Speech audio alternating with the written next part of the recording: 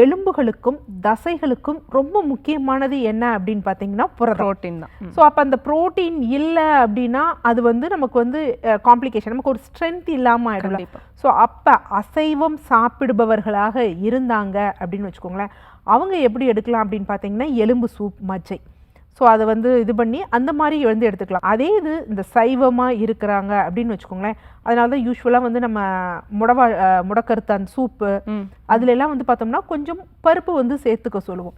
செரிமானத்திற்கு ரொம்ப வந்து கஷ்டமான உணவுகளை வந்து எடுக்கக்கூடாது. குறிப்பாக என்ன அப்படின்னு பார்த்தீங்கன்னா பச்சரிசி போன்றவைகளை வந்து அவாய்ட் பண்ணணும். இந்த கஞ்சி தண்ணீர் அந்த மாதிரி எடுத்துக்கலாம். கீரைகள் வேக வைத்த நீர் அந்த மாதிரி எடுத்துக்கொண்டோம் அப்படின்னா நமக்கு அந்த சத்துக்கள் கிடைக்கும். அந்த காம்ப்ளெக்ஸாக இருக்கக்கூடிய அந்த ஒரு திடப்பொருளால் நமக்கு இன்டைஜஷன் ஏற்பட்டு நமக்கு பிரச்சனைகள் ஏற்படாது. ஸோ இந்த மாதிரி உணவு முறைகள் இன்னும் நிறைய இருக்குது. ஸோ அந்த உணவு முறைகள் வாழ்வியல் முறைன்னு சொல்லப்படக்கூடிய அந்த ஒரு தட்பவெட்ப சூழ்நிலையை சீராக வைத்து கொள்வது.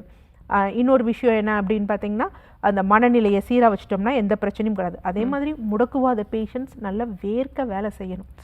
ஸோ அதுக்காக எங்கேயும் போய் நம்ம இது வேலை செய்ய முடியாது. ஸோ அப்போ என்ன பண்ணணும்னா வாக்கிங் போகணும். வலி இதனாலும் நீங்கள் வாக்கிங் 2 நாள் 3 நாள் போங்களேன், நல்லா ஸ்வெட் ஆகி உடம்பு ஃப்ரீயாக ஃபீல் பண்ணுவீங்க. ஸ்வெட்டிங் ஆகிறது ரொம்ப நல்லது.